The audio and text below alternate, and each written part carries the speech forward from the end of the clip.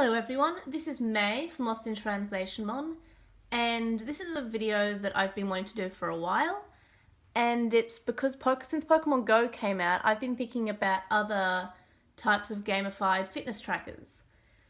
So I think I'll start off with, obviously, Digimon ones. So first of all, I have the D3 version 2, and I also have the D3 version 1, but this one was given to me by a friend called Alice a few years ago, and it's a lot better than the version 1.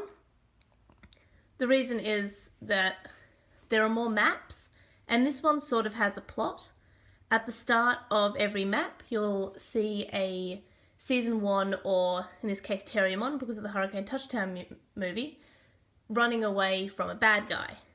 And then he gets hit by something and then becomes corrupted, and you have to basically fight his perfect self as you go through the map, and then later on you have to defeat the boss who made him evil. So, since it's a pedometer toy, once you go through areas and maps by clearing this number back down to 0, and during each area you'll encounter different Digimon that are special to that area. You'll also encounter items and potentially even friendly Digimon that will join you, so you can choose different Digimon who can evolve to different things. You'll also get Digi-Eggs, so you can Digivolve to their armor forms. Then we have the first Digivice, which is a Japanese version, and the Japanese versions always had a bit more, like a few more features than the English version.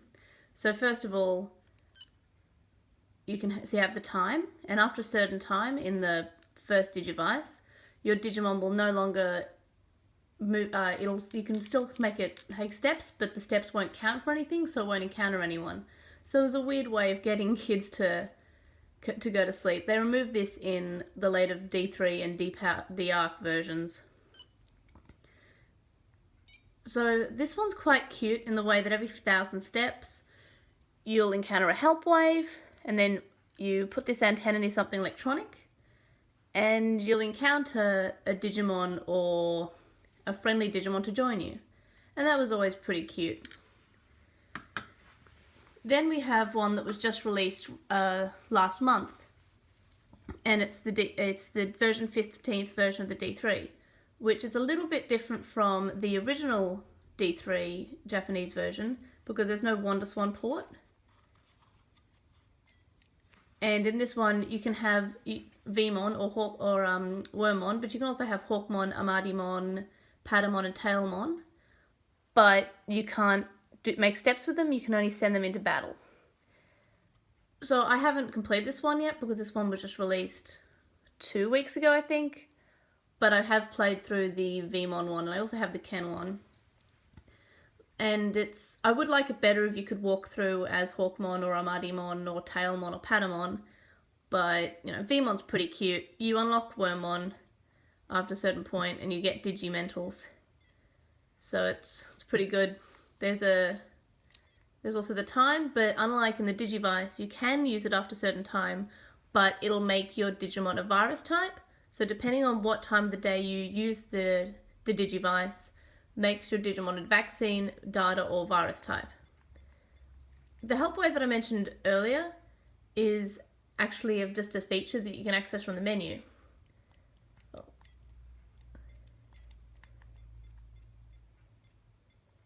And you have to have a certain amount of DP, so I can't actually do it at the moment.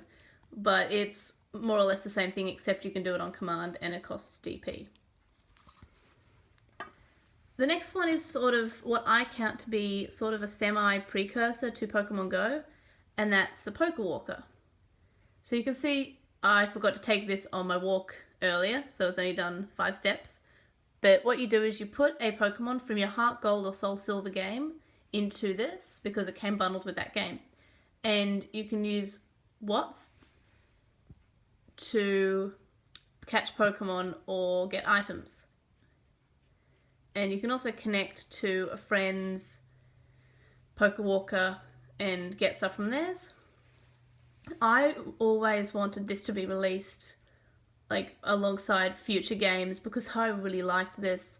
Of course, it's a successor to the Pikachu pedometer game, which I own the first version, and it's fun. And then if you walk a lot each day, you finish it pretty quickly. And after a certain point, like Pikachu gets no more items, there are no more features that are added, so it gets a little bit boring after a while. I haven't got the second version, so maybe one day. And I do actually kind of want to cover the Pikachu Walker in a different video, but I don't have that to show you because the battery door is stuck because the screw is very hard to get out because it's very old. Then after the Poké Walker, there was a successor called which was bundled with the Wii U Fit game, and this was the same sort of thing, except it could also tell you how many flights of stairs like you've climbed up or climbed down. Told you the temperature, which I never really know is super accurate or not. And it tells you how many calories you've burned. Gives you a bit more information than the Poké Walker, and you connect it to your Wii Fit, and it syncs with that, but it only syncs, you have to sync it every 10 days or less, or you lose the data. So, yeah. Now I'm going to go on to a little bit of an obscure one that I'm not really that sure much about it. I'd only just received it in the mail. It's called the Yokaiser. And it was released by Bandai in 1998, so I believe that's before the first Digivice came out. And it's very similar to the Digivice in the way that every few thousand steps, as in whatever steps it says there, you'll encounter a yokai, and you have to fight this yokai, and if you beat him, you get to catch him.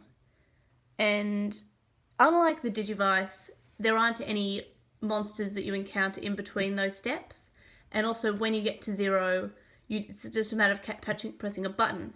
On the Digivices, if you missed out on that, it would hurt you, and you'd go back 500 steps, and it'd count as a loss. I'd like to know more about this before I talk about this more, but it seems pretty average. You can see that it's a Sunday, and you set the time on it, so maybe different things happen during the night.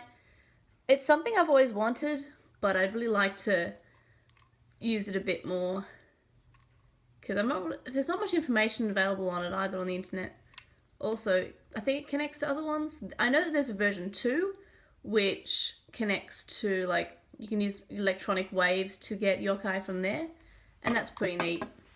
Now I'm going to go on to a pretty obscure one, which isn't a pedometer so much as it is like I don't know, it's very much like Pokemon Go. So this is called a Treasure Ghast. And what this is it's a little compass that shows up on this little screen, and you have to move around, and as you get closer, that little bar will fill up, and then you can catch the yokai that comes up.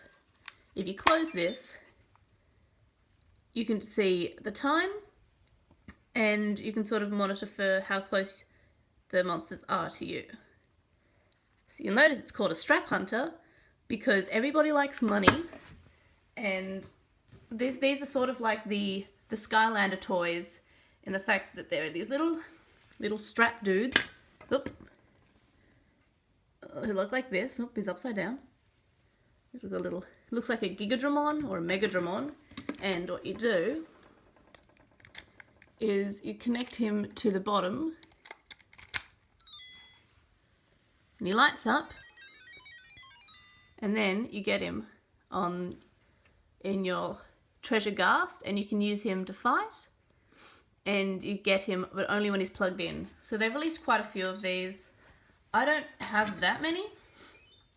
I have the one it came with, which is a cool little blue dragon, and there's a phoenix, and that's pretty cool.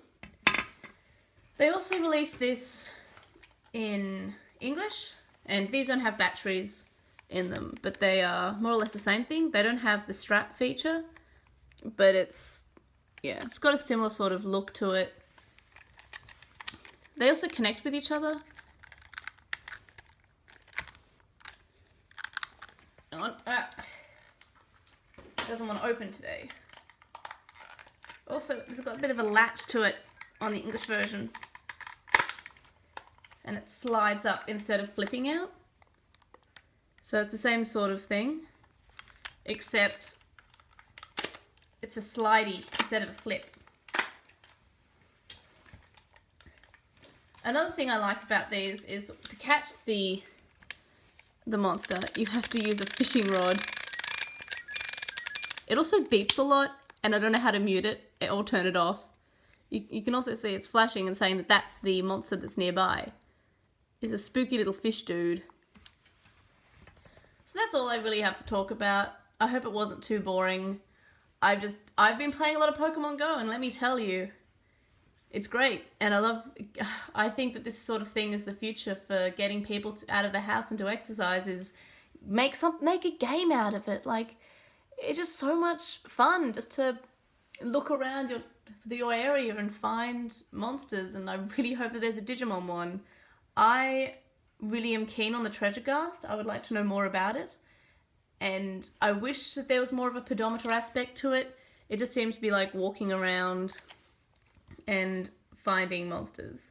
So yeah, let me know what you thought of this video. As I said, I'm pretty new to this sort of entertainment. I am also, remember, I started a podcast but only a year and a bit ago, so I'm new to presenting. So hopefully it wasn't too bad, and see you guys next time. Bye!